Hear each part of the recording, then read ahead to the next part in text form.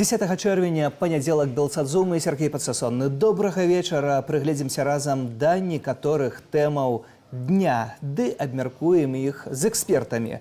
А вось пра што сёння. Пра дзяцей тэрарыстаў распавядае прапаганда, а паказвае забавы хлопчыкаў у падрыў пляшак з-пад ёду. Ці зрабіць бомбу можа кожны школьнік? 33 беларускія прадпрыемствы працуюць для расійскіх акупантаў на вайне ва ўкраіне. Расследаванне ад Белпол. Шараговыя рабочыя ні пры чым. І дзяржава-турма. Выйшаў новы фільм «Фабрыка несвабоды». Амаль мільён беларусаў прайшлі праз нейкую форму зняволення за час панавання Лукашэнкі. А на пачатак дзеці-тэрарысты бомб цікавіліся стварэннем выбуховых прыладаў і падрывалі ў лесе пляшкі. Лукашэнкаўскі КДБ пахваліўся чарговым затрыманнем нібыта тэрарыстаў. Злачынцамі, паводле чэкістаў і прапаганды, сталіся падлеткі з Магілёва і Віцебску. Падрабязнасці паказалі ў сюжэце праўладнага тэлеканалу. Паводле прапагандыстаў, КДБ затрымаў больш за дзясятак школьнікаў, атрымаўшы інфармацыю ад, цытата, адной з наймагутнейшых заходніх спецслужбаў. Яе прадстаўнікі нібыта папрасілі чэкістаў дапамагчы выявіць удзельнікаў тэлеграм-каналаў, праз якія пашыралася інфармацыя пра выраб выбуховых прыладаў, ды падтрымлівалася ідэалогія неанацызму і так званай ісламскай дзяржавы. Двое з траіх падлеткаў, якіх паказалі ў прапагандысцкім сюжэце, распавялі, што выраблялі выбуховыя прылады з падручных сродкаў ды падрывалі ў лесе пляшкі з-пад ёду. Трэці на камеру заявіў, што быў падпісаны на праўкраінскія чаты, дзе нібыта заклікалі да ненавісці да ўладаў Расійскай Федэрацыі. Падлетка ўзялі пад варту. Супраць яго распачалі 2 крымінальныя справы, у тым ліку за рыхтаванне акту тэрарызму. Іншыя ж героі прапагандысцкага сюжэту яшчэ не дасягнулі ўзросту крымінальнай адказнасці. Владимир Жыгар з Белпол ужо цяпер на відэасувязі. Добры дзень. Добрый день. Спадару Владимир, навошта патрэбнае было вось гэтае відэо, бо яно з'явілася вельмі ў падобным ключы месяц таму, вялікі матэрыял. Цяпер ізноў гавораць пра дзяцей тэрарыстаў. Каму гэта адресавана? Ну, в принципе, режим постоянно должен поддерживать вот эту вот, скажем так, градус, какой поддерживать. И вообще, конечно, это направлено в том числе на такую достаточно примитивную публику внутри Беларуси. Возможно, даже это направлено исключительно для одного зрителя, что мы работаем, все замечательно, что все под контролем, что бояться, переживать не стоит, но все равно наша работа, она важна, нужна, и мы должны продолжать делать то, что мы делаем. Але ў мінулым відэа, таксама ў гэтым відэа, такім сквозным момантам, на які я звяртаю ўвагу, гучыць тое, што бомбу можа зрабіць фактычна кожны школьнік. Пайсці ў аптэку, пайсці ў нейкую краму, там на відэакадрах бачна, як дзеці набываюць селітру, і зрабіць выбухоўку. Сапраўды гэта так проста? Ну, тут же нужно понимать, смотря какая, то есть какое взрывчатое вещество, взрывное устройство предполагалось, либо производилось теми или иными людьми, детьми и так далее. Да, есть некоторые вещи, которые произвести достаточно легко, но все равно, когда мы говорим о детях, например, подростках, едва ли, если они искали эту информацию в глобальной сети интернет, они, скажем так, пренебрегали методами, то есть, безопасности. То есть, в принципе, их вычислить человека, который проверяет, ищет такого рода информацию, для белорусских спецслужб типа ОАС это небольшая проблема. Взять их на контроль, смотреть, контролировать их. И здесь, конечно, особенно смешно звучит то, что информация пришла от западных партнеров. Это, конечно, повторюсь, это все показывает, насколько, для какой категории людей вот такие фильмы делаются, хотя ничего с того же самого 2006 года не изменилось, когда у нас были крысы в ведре, потом у нас там были гаражи, набитые взрывчаткой, ну и прорыв границы, и вот сейчас очередное такое. Джипы, которые прорываліся, і тут з Украіны цяпер ізноў з'яўляецца гэта тэма Украіны, неанацыстаў, нейкіх групіровак, полк Каліноўскага, СБУ. Усё гэта гучыць у адной нейкай кучы, звязцы, як такія нейкія проста лозунгі, на якія павінен купіцца глядач, хіба больш нічога гэта не нясе. Естественно. Ты просто говори постоянно с чем-то плохим, ассоциируй, то есть проговаривай полк Калиновского, Украина, там, бендеровцы, фашисты, и пошло-поехало, и у человека, ну да, не с первого, не с пятого, не с 20-го, там, со 130-го раза начнет это в голове откладываться, и начнутся вот эти вот ассоциации, что, скажем так, полк Калиновского равно фашисты. Потому что в условиях Беларуси, когда правду, скажем так, очень тяжело доносить до белорусов, люди сами боятся эту правду узнавать, ну, многие вот поддаются, либо сам режим считает, что он сможет сломать людей и заставить их верить. У гэтым апошнім матэрыяле выбуховымі прадметамі названы шкляныя вось гэтыя бутэлечкі ад йода, якія падлеткі там пры дапамозе нейкіх рэчываў узрываюць. Ведаеце, мне адразу дзяцінства ўзгадалася, бо мы таксама узрывалі, тады мяне можна было б таксама зрабіць тэрарыстам, калі мы карбід кідалі ў бутэльку з вадой і узрывалі, ці нейкія пушкі ад дифлафосу кідалі у касцёр. Цяжка сказаць, хто ў дзяцінстве не рабіў такіх глупстваў, але тым не менш.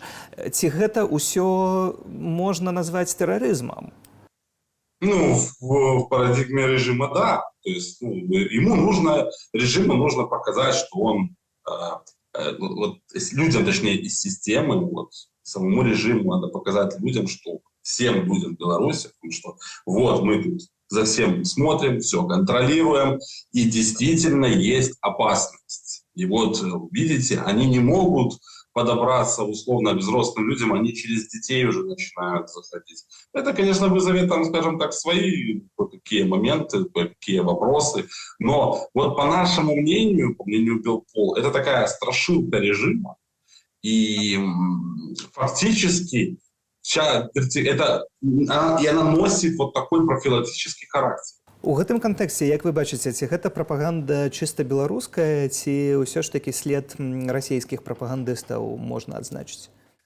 Ну, белорусская пропаганда, на наш взгляд, она берет очень много чего из пропаганды русской, но, естественно, со своими нюансами и не так качественно, скажем так, более так по-простому. Ну, возможно, все делается для одного очень такого своеобразного зрителя, и его это вполне устраивает.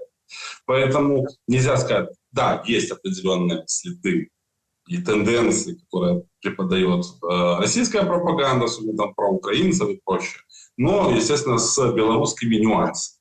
У гэтым кантэксце хацеў гаспадарства закрануць яшчэ адну тэму з вами пра ваше расследаванне.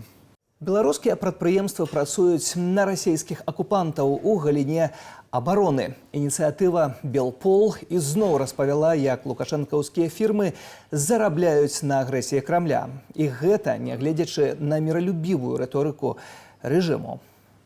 Кампанія-вытворца аптычна-электронных сістэмаў «Пелінг» яшчэ летась пастаўляла прадпрыемствам абароннай прамысловасці Расіі прыцэлы для танкаў і іншай ваеннай тэхнікі. Асноўным замоўцам пры гэтым выступіла галоўнае аўтабранятанкавае ўпраўленне расійскага міністэрства абароны. Яно ж забяспечыла пастаўкі беларускіх аптычна-электронных сістэмаў для Расгвардыі і ФСБ. Агулам толькі ў такой вытворчасці фігуруюць 33 прадпрыемствы ў Беларусі. Кампанія «Пелінг», як вынікае з расследавання «Белпол», забяспечвае вытворчасць ударных БПЛА «Чекан». Вырабам іх займаецца 558-й авіяцыйны рамонтны завод у Баранавічах, а выкарыстоўваюць БПЛА «Чекан» расійскія войскі для вайны ва ўкраіне. Гэта нагоды, каб не адмяняць санкцыяў у дачыненні рэжыму, лічаць у «Белпол», у тым ліку і візавых абмежаванняў.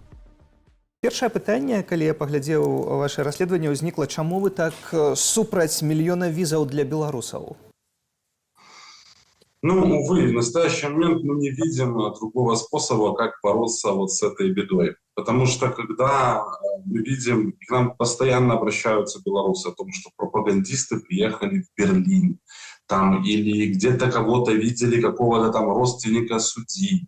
Когда мы видим таких людей, как Юрий Чивиль, которые приезжают отдыхать в Европу, заключать тут различные контракты на поставку техники, естественно, не объясняя, кто знал про Чивиля еще месяц назад, о том, что это человек, который производит для Лукашенко фактически части прицела, которые потом идут в Россию на танки Путина, а потом эти танки убивают украинцев. Ну, але калі вы гаворыце пра абмежаванне гэтых візаў для ўсіх беларусаў, гэта не значыць, што гэты чалавек не будзе ездзіць. Ён як ездзіў за мяжу, так і будзе ездзіць, а шараговыя беларусы так і не змогуць выехаць. Ну, смотрите, мы будем включать, стараться, во-первых, всех. Если проверять, то есть нельзя просто, чтобы люди приезжали из Беларуси вот так. Никто их не проверял, потому что мало того, что агентура, пропагандисты, люди такие, как Чивиль, кто занимается этой проверкой? Никто не занимается проверкой. Если надеяться на то, что Белпол сможет и вычислять, и искать, и блокировать, ну то, господа, а как тогда, зачем тогда вообще нужны все большие белорусские демократические силы, если получается, что все ложится на плечо только одним? За вось гэтае вы называеце ў расследаванні 33 кампаніі, якія працуюць у сваёй вытворчасці на расійскі абарончы сектар, па сутнасці. То бок за гэтыя 33 кампаніі, за гэтых працаўнікоў, якія ходзяць кожны дзень на працу, павінны ўсе беларусы адказваць? Потому что мы говорим о том, что это 33 компании, в том числе исправительная колония номер 9. Это только компании, которые работают над выпуском одного вида прицелов для танков. Таких компаний в десятки раз больше. Это раз, это если говорить. Да, на этих компаниях работают белорусы, и когда мы слышим вот эти фразы о том, что да, санкции нужно отменить, санкции мешают, извините. Ну, тут нужно понимать, нам шашечки или ехать. Потому что если ситуация такова, что из 100 белорусов один будет такой, как Чивиль, а 99 просто приезжают сфотографироваться, там, не знаю, в Венеции, купить себе в Ашане еды, то, ну, наверное, это не очень хорошо, но факт остается фактом. Чтобы не дать таким, как Чивиль, приехать, это просто от таких Чивилей сотни. Але тыя, хто ездзіць купіць сабе ежу альбо вопратку, скажуць, так, мы працавалі на гэтых прадпрыемствах, але мы нічога не ведалі, куды ідуць гэтыя рэчы, якія мы выраблялі. Ну, едва ли эти люди не знают, куда идут то, что они производят. Я сам работал на машиностроительном предприятии, и я прекрасно знал, куда, какая деталь идет и зачем она нужна. То, можа, трэба Белполу сабраць спісы гэтых працаўнікоў, дырэктароў і гэтак далей, і супраць іх уводзіць санкцыі і абмежаванні, а не коллективная отказность. Это все делается. И это все делается. Но еще раз повторюсь, мы не можем и находить эти схемы, и работать везде по всем направлениям, со всеми пытаться общаться. И когда нам обращаются белорусы о том, что там найден такой-то человек в такой-то стране, реагировать на это, ну, на наш взгляд, это немножечко тяжело с точки зрения вот одной какой-то структуры, которая получается, что должна отвечать за всю. Мы исходим из того, что мы видим данные, видим эти факты, мы не согласны, что да, нам тяжело, но сейчас мы не видим никакого другого выхода. Дайте выбор. Давайте все вместе этим займемся. Поэтому мы не шли в координационный совет, потому что там такие фразы были: а давайте мы вообще белорусский бизнес в Беларуси будем европейскими деньгами кормить, потому что создавая какие-то там мосты, чтобы они не смотрели в сторону России. Так вот, ну, понимаете, немножечко нужно разделять. Но сейчас ситуация такая. Мы не сильно этому рады, мы не сильно этому довольны, но нужно исходить из того, что сейчас нужна победа в Украине, сейчас нужно действительно вводить санкции жесткие против режима, чтобы режим действительно ощущал огромные потери, в том числе финансовые. Менавіта, дзякую за гэтую размову. Владимир Жыгар, гаспадарства з Белпол на відэасувязі. Дзякую. Трагедыя ў рэгіёне памежнай заставы Усава. Жаўнер тэрміновай службы імаверна скончыў жыццё самагубствам. Мужчына 2002 года нараджэння быў прызваны летась у кастрычніку. Прычыны ўчынку невядомыя. Вядзецца следства. Іншая тэма дня у скароце. Мянчанка вырашыла зарабіць на махлярах і сама сталася фігуранткаю крымінальнай справы. У прэс-службе МУЗ паведамілі, што 21гадовая жыхарка сталіцы прапаноўвала новым знаёмым у інтэрнэце прадаць ёй банкаўскія карты, у тым ліку віртуальныя, а пасля перапрадавала іх злачынцам, якія рэалізоўвалі махлярскія схемы. Агулам мянчанка рэалізавала такім чынам 110 картаў. З 10 чэрвеня дзяржпрадпрыемства «Аператар перавозак» у Віцебску пачало ўзмоцнены кантроль за маршруткамі. Асаблівую ўвагу надаюць знешняму выгляду кіроўцаў. Хатняе і спартыўнае адзенне пад забаронаю, а рэкамендаваны стыль белы верх і цёмны ніз. Падобныя захады звязаныя ў тым ліку з падрыхтоўкаю да фестывалю «Славянскі базар», які пройдзе ў Віцебску ў ліпені. Праўладная актывістка і вядомая даносчыца Вольга Бондарова запатрабавала прыбраць са школьнай праграмы творы Васіля Быкова. Яна заявіла, што вядомы пісьменнік і франтавік, цытата, стаяў у крыніцы ў стварэнні нацысцкай партыі БНФ. Таксама інфаказачка назвала Васіля Быкова інаагентам, які настройваў беларусаў супраць расейцаў. Варшаўскі акруговы суд выдаў еўрапейскі ордэр на арышт былога суддзі Томаша Шмыта, які ўцёк у Беларусь. Гэта значыць, што пры ўездзе ў любую краіну еўразвязу Шмыта мусяць арыштаваць і перадаць Польшчы. На радзіме былога суддзю падазраюць у шпіянажы. Праца за кратамі ў сённяшняй Беларусі пад прымусам і амаль задарма. Грамадская арганізацыя «Сумленныя людзі» падрыхтавала фільм пра турэмную сістэму, выбудаваную рэжымам Лукашэнкі. «Фабрыка несвабоды» – гэта гісторыі былых зняволеных, прычым не толькі палітычных. Гучаць і каментары экспертаў. Паглядзець фільм ужо можна на YouTube-канале «Сумленных людзей».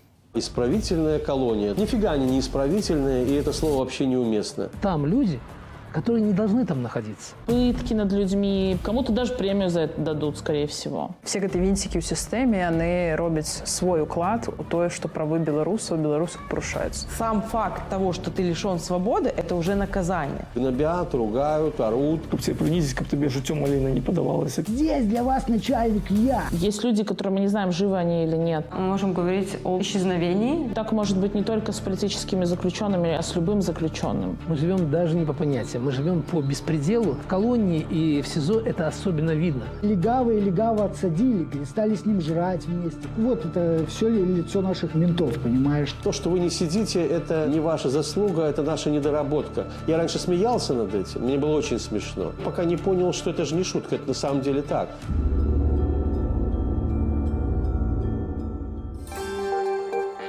І ўжо цяпер на відэасувязі Зарина Сорокина, старэйшая менеджерка праектаў супольнасці «Сумленныя людзі». Вітаю вас. Здравствуйте. Спадарня Зарина, я уважліва паглядзеў вашу працу. Ведаеце, гадзінны матэрыял амаль што, але там няма нейкай таямніцы. Усе нібыта ў Беларусі сёння, на жаль, ведаюць, што адбываюцца за кратамі. Каму адрасаваны гэты фільм? Мы много общались с экспертами, с юристами, с бывшими заключенными, политзаключенными и не только политзаключенными.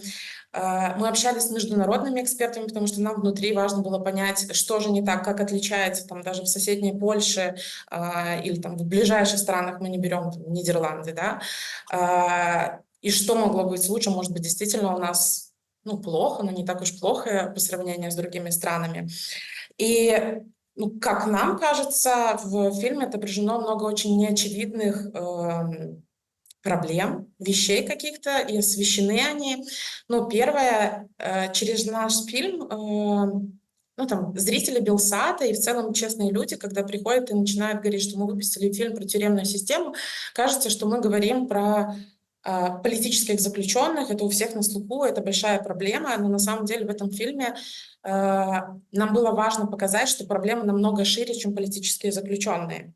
И Например, одна из проблем, что вот до появления политических заключенных с желтыми бирками существовала каста по наркотическим статьям. Это люди с зелеными бирками, к которым было особое отношение. И когда ты понимаешь, что сверху Лукашенко говорит, а давайте создадим им ужасные условия, а тут хочется заметить, что лишение свободы – это уже наказание, и что в создании вот этих вот условий невыносимых, да, это не норма. А норма воспринимается и государством, и людьми в обществе. И когда ты смотришь, что там ребята, которые из-за плохих условий жизни, на самом деле, которые созданы нашим государством же, попадают в 17 лет в места лишения свободы, сидят свои 5 лет, выходят, а система у нас не исправительная, потому что она не настроена на исправление. Да? Департамент исполнения наказаний даже в названии нет. Но мяне шакуе лічба 900 тысячаў амаль што беларусаў за час кіравання, а хутчэй панавання Лукашэнкі сутыкнуліся з абмежаваннем волі. Гэта жудасныя падлікі, якія ні ў якія іншыя сістэмы еўрапейскія хіба не могуць проста ісці ні ў якае параўнанне. И здесь такой важный момент, который мы в фильме тоже хотели. 900 тысяч – это, правда, большая цифра. Донести, что лишиться свободы может любой. И там, как говорил наш герой фильма, что когда он попал в места заключения, он говорит, если вы не сидите, это не вы молодцы, да, а не наша недоработка. Не прямая цитата, но смысл такой.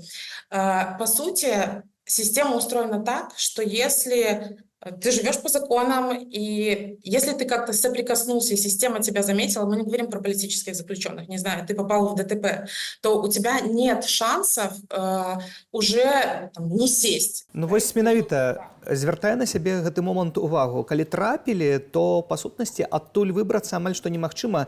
1 з 1000, толькі гэта апраўдальныя выракі па выніку, тое, што гучыць у вашым фільме. У мяне ўзнікла пытанне, навошта тады ўвогуле гуляць у гэтага ўсё? Навошта адвакаты, навошта блізкім траціць вялікія сумы на гэта на ўсё? Калі можна проста, не ведаю, цекчы падсячэнне ў гэтай сітуацыі? Слушай, ну, наверное, политзаключенные как раз-таки яркий пример. Зачем, да, нужны адвокаты? Это просто связь с заключенными, которые находятся по ту сторону, да, у родственников нет возможности связаться с ними. Еще, наверное, одна из проблем, которую не очевидна для белорусов, и для нас она была не очевидна, что департамент исполнения наказаний, вообще заключенных в Беларуси по неофициальным данным, по данным правозащитникам, 32 тысячи. Из них примерно 20 тысяч, это мы берем только тех, кто сидят в колониях, принуждаются к труду. И, по сути, это делает департамент исполнения наказаний второй структурой после Евроопта как работодателя. Да? И она превышает БелАЗ, МАЗ, крупнейшие производственные наши предприятия. То есть ДИН является департамент исполнения наказаний крупнейшим производственным работодателем. При этом используется рабский труд. Это много там обсуждается в рамках политзаключенных. Но вот когда мы общались с бывшими заключенными, там, неоплачиваемый труд, это не касается только политзаключенных, да, не оплачивается труд никаким заключенным.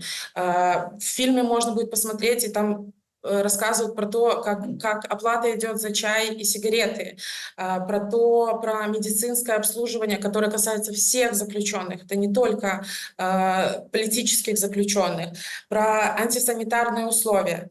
При этом, ну, надеемся, что нам еще дальше там получится как-то раскопать эту тему. Каждая колония имеет 2 юрлица. Есть исправительное учреждение, а есть коммерческая организация, которая ведет коммерческую деятельность, которая использует вот этот вот рабский труд колонии, да, заключенных. Поэтому и при этом еще условия, там, плохое питание, медицина, все это сказывается на... Ну, все это в целом сказывается на том, что стоит обратить внимание на то, что происходит в тюремной системе в целом, а не только вопросы политзаключенных, хотя это важно, конечно же. Дзякую за тое, што звярнулі на гэтую увагу, і дзякуй за гэтую працу. Я рэкамендую усім, хто нас цяпер глядзіць, таксама зайсці на канал сумленных людзей і паглядзець таксама гэтую стужку цягам гадзіны. Дзякую, спадарыня Зарына. Зарына Сарокіна, старэйшая менеджерка праектаў супольнасці «Сумленныя людзі» на відэасувязі. Дзякуй. Дзякуй за сёння. Для вас працаваў Сергей Пацасонны. Зычу добрага вечара і да сустрэчы ў эфіры.